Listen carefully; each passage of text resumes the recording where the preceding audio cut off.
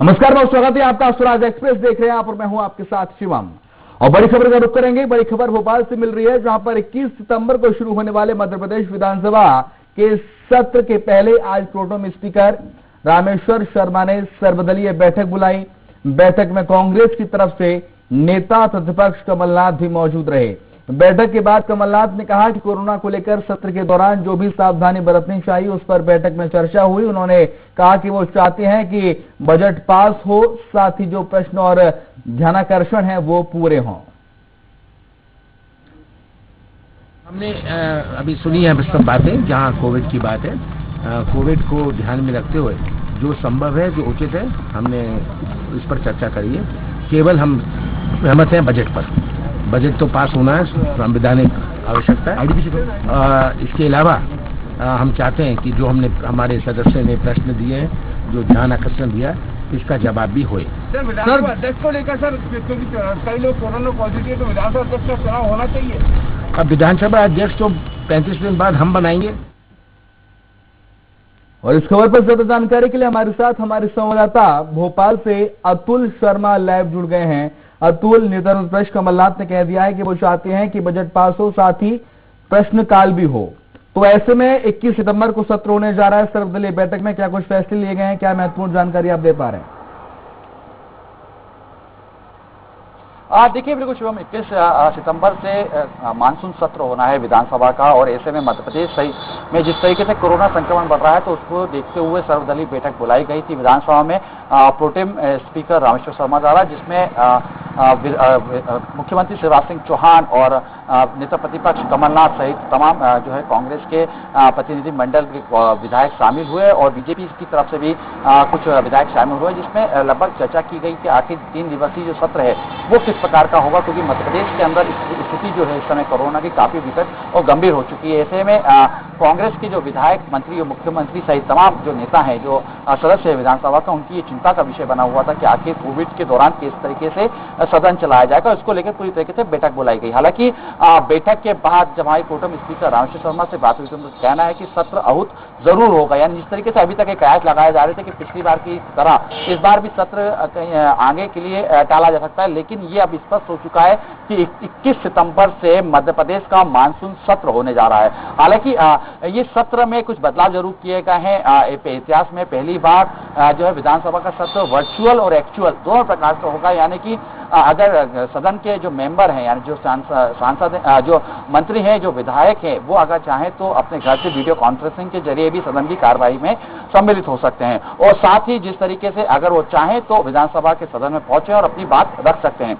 हालांकि जिस तरीके से ये एक और कयास शुभम लगाए जा रहे थे कि सत्र जो है 3 दिन का जो किया जा रहा है उसमें कुछ कमी की जा सकती है, यानी सत्र 1 या 2 दिन का किया जा सकता है। हालांकि जब इसको लेकर प्रोटेम स्पीकर से जब इसको लेकर चर्चा हुई तो यहाँ उनको संकेत जरूर मिले हैं हमें कि उनका साफ तौर पर कहना है कि इसके ऊपर मंथन किया जा रहा है, और जल्द ही यानी 1-2 दिन के अंदर ये बात स्पष्ट हो जाएगी कि सदन कितने दिनों का। हालांकि जिस तरीके का जो उनका अंदाज था बोलने का, यानी ये कह सकते हैं और ये मान के चल सकते हैं कि सदन को 3 दिन से घटा के 2 दिन या 1 दिन किया जा सकता है। हालांकि लेकिन जिस तरीके से सर्वदलीय बैठक से जब हम नेता प्रतिपक्ष कमलनाथ जब बाहर निकले तो कहीं ना कहीं वो एक आक्रामक रूप में दिखाई दे रहे थे।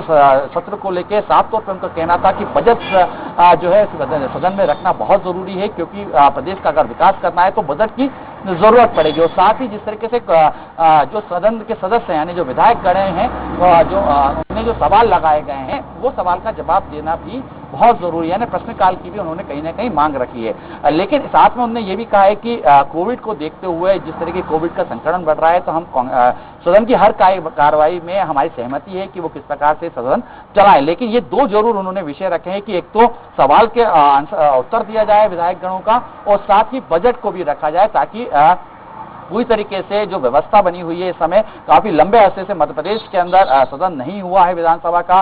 यानी जब से मध्य प्रदेश में कांग्रेस की सरकार जब गई और बीजेपी की सरकार आई, तब से कोविड का ही लगातार खतरा मंडरा रहा है मध्य प्रदेश के ऊपर, और उसके चलते पिछली बार भी सदन की कार्रवाई को आगे बढ़ा दिया गया था। यानी कुल मिला के ये कह सकते हैं कि इस समय दोनों ही राजनीतिक दल कोविड के जो है खतरे को भाप रही है, लेकिन सदन की कार्रवाई की भी जो है विपक्ष मांग कर रहा है। वर्तमान में शुभ अगर हम देखें तो लगभग 40 विधायक जो हैं सदन के, वो इस समय कोविड से कहीं ना कहीं पीड़ित हो चुके हैं या पीड़ित इस समय वर्तमान में इलाज करा रहे हैं। ऐसे में प्रोटेम स्पीकर का भी साफ तौर पे यही कहना है कि वर्चुअल तरीके से अगर स्पीकर जुटते हैं तो कहीं ना कहीं खतरे को कम किया जा सकता है। अब ये वर्चुअल में किस तरीके से विधायकगण कितने कंफर्ट होते हैं, किस तरीके नंबर से ही मालूम पड़ेगा। लेकिन वर्तमान स्थिति में ये कह सकते हैं कि सदन की पहले दिन की जब कार्रवाई होगी और विपक्ष का जिस तरीके से तैयारी दिख रही है, विपक्ष के जो नेता प्रतिपक्ष है जिस तरीके से आक्रामक दिख रहे हैं, तो कहीं ना कहीं पूरी तरीके से कांग्रेस मुस्तैदी के साथ बैठी हुई है और सत्र का इंतजार कर रही है कि सत्र के अंदर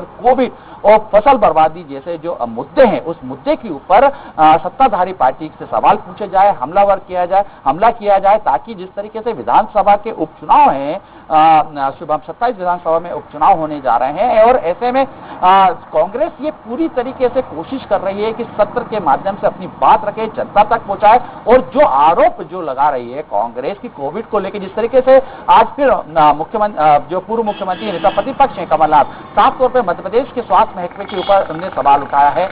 अभी हाल में ही सुबह जो ब्यावरा से विधायक है गोवर्धन डांगी, उनकी कोरोना के चलते दिल्ली के एक निजी अस्पताल में मौत हो गई। तो साफ तौर पे कमलनाथ ने आरोप जो लगाया है कि मध्य प्रदेश के जो स्वास्थ्य महकमा है उसकी गलतियों की वजह से, खामियों की वजह से और स्वास्थ्य सुविधाएं ना होने की वजह से उनकी जान गई। यानी कुल मिला के ये संकेत साफ है शुभम कि आने वाले दिनों में अगर सत्र आहूत होता है, यानी सत्र की कार्रवाई आगे चलती है और प्रश्नकाल की अगर बारी आती है, तो कांग्रेस का सबसे पहला जो मुद्दा होने जा रहा है वो कोविड होने जा रहा है। कोविड को लेकर लगातार हमलावर हो रहे हैं, कोविड को लेकर लगातार उनका कहना है कि सरकार ये व्यवस्था संभाल नहीं पा रही है, सुविधाएं नहीं दे पा रही है, इलाज नहीं कर पा रही है। तमाम जो ऐसे आरोप हैं कांग्रेस के और विपक्षी पार्टी के हैं, तो अब ये काफी दिलचस्प होगा शुभम। लेकिन कुल मिला के ये कह सकते हैं कि अभी तक जो संशय बना हुआ था कि सत्र आहूत होगा या नहीं होगा, उसके ऊपर सीधे तौर पर प्रोटेम स्पीकर ने विराम लगा दिया है कि 21 तारीख से विधानसभा का मानसून सत्र आयोजित होने जा रहा है। जी, यानी कि ये बात तो क्लियर हो गई है अतुल के विधानसभा का मानसून सत्र 21 सितंबर से शुरुआत होने जा रहा है। लेकिन मध्य प्रदेश की जो विधानसभा में 230 विधानसभा सदस्यों की संख्या और ऐसे में गोवर्धन डांगी के निधन के बाद सदस्यता जो संख्या है विधानसभा में विधायकों की वो रह जाती है 202 और ऐसे 202 विधायक हैं। अब कैसे ये विधायक बैठ पाएंगे, बैठक व्यवस्था क्या होगी, कौन कौन से विधायक ऐसे हैं जो वर्चुअली इस सत्र में शामिल होंगे और क्या कुछ मुद्दे रहेंगे जो इस सत्र में गूंजेंगे, बैठक में कुछ कंफर्म हो पाया क्या? नेता प्रतिपक्ष कमलनाथ ने बात रखी थी कि बजट पास हो, प्रश्न और ध्यानाकर्षण भी हो, क्या इस बात को भी माना जा रहा है कमलनाथ की? देखिए, ये तो जिस तरीके से रामेश्वर शर्मा का कहना है, जिस तरह हमने सवाल भी ये किया था कि विपक्ष का साफ तौर पर कहना है कि सवाल जो सदस्यों द्वारा पूछे गए हैं उसका जवाब तो सत्ताधारी पार्टी यानी कि बीजेपी को देना होगा। हालांकि बड़े आसानी तरीके से रामेश्वर शर्मा ये कह गए हैं कि कांग्रेस के या विपक्षी पार्टी के सदस्यों का जो सवाल होगा उसका जवाब सत्ताधारी पार्टी जरूर देगी। लेकिन जिस तरीके से शुभम हम देखें इस समय विधानसभा को अगर हम देखते हैं और विधानसभा में अभी प्रोटेम स्पीकर के माध्यम से पूरी कार्रवाई चल रही है, तो ऐसे में मध्य प्रदेश में जो संवैधानिक तौर पर अब जो है मध्य प्रदेश के विधानसभा अध्यक्ष के लिए चुनाव की भी बारी आ चुकी है, क्योंकि एक समय अवधि तक के बाद चुनाव कराने भी जरूरी हो जाते हैं। तो विधानसभा अध्यक्ष और विधानसभा उपाध्यक्ष ये 2 चुनाव महत्वपूर्ण हो गया है।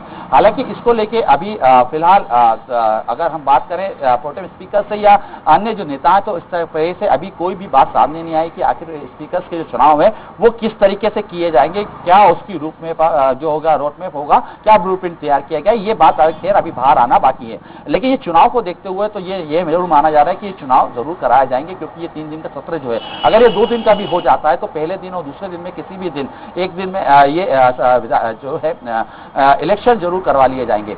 लेकिन अभी भी ये सवाल शुभम वहीं का वहीं बना हुआ है, क्योंकि जिस तरीके से विधानसभा का सत्र चला जाएगा और विधायकगण जब पहुंचेंगे, अगर एक्चुअल तरीके से पहुंचते हैं वर्चुअल के ना होते हुए, तो सबसे पहले विधानसभा का जो पूरा गाइडलाइन तैयार की गई उसमें सबसे पहले कि सदस्य जब सदन के अंदर पहुंचे तो उससे पहले उनको कोविड टेस्ट की अपनी नेगेटिव रिपोर्ट दिखाना बहुत जरूरी हो गया है। साथ ही उनका जो सैनिटाइजर्स का इस्तेमाल करना भी नियमों में रखा गया है, साथ मास्क का उपयोग करना भी नियमों में रखा गया है, अनिवार्य किया गया है। और साथ ही ये सुनिश्चित किया गया है कि सदन की जब कार्रवाई की जाएगी तो उसमें सामाजिक दूरी का भी विशेष तौर पर ध्यान रखा जाए।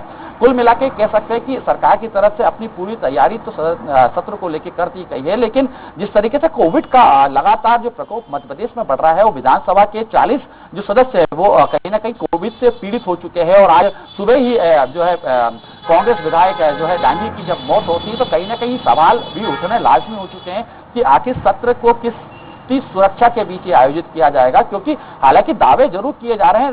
हम अगर कांग्रेस की बात करें, कांग्रेस की तरफ से भी दावे हैं कि हम सदन की कार्रवाई के लिए और कोविड की सुरक्षा को लेकर जो भी नियम बनाए जाएंगे हम उनके साथ खड़े हुए हैं। और प्रोटेम स्पीकर भी लगातार कह रहे हैं कि पूरी सुरक्षा के साथ आउट किया जाएगा।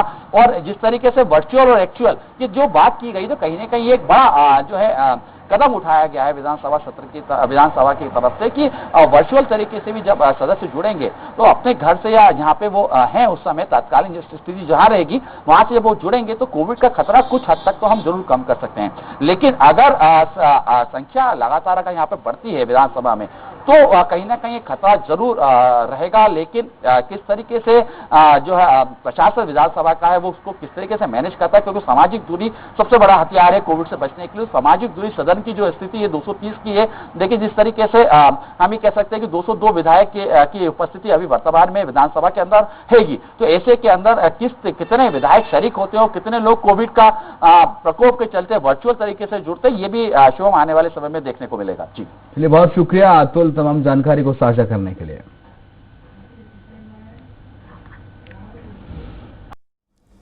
आपको ये वीडियो कैसा लगा कमेंट कर अपनी राय दें। इस तरह की लेटेस्ट खबरें देखने के लिए चैनल को सब्सक्राइब करना ना भूलें।